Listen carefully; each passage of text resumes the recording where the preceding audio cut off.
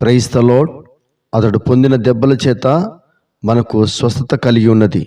వినండి, యేసుక్రీస్తుని గురించి, ఆయన ప్రేమను గురించి, ఆయన రక్షణ గురించి, స్వస్థతను గురించి ప్రకటిస్తూ ఉంటే ఎవరు నమ్ముతున్నారు? ఆయన పరిశుద్ధుడు, దేవుని కుమారుడు, సర్వశక్తిమంతుడు. అయితే ఆయన బాధ అనుభవించేవాడిగా, అవమానం పొందినవాడిగా, ఏ దిక్కు లేనివానిగా, అక్రమకారుడుగా, గాయపరచబడిన వానిగా, చూడడానికి అసహ్యునిగా, దరిద్రునిగా, శాపము మరణము అనుభవించేవాడిగా, తృణీకరింపబడిన వానిగా ఎంచితిమి.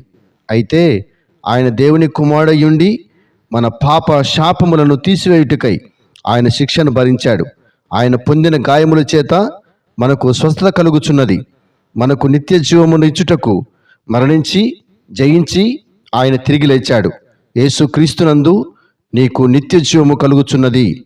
ఆమెన్.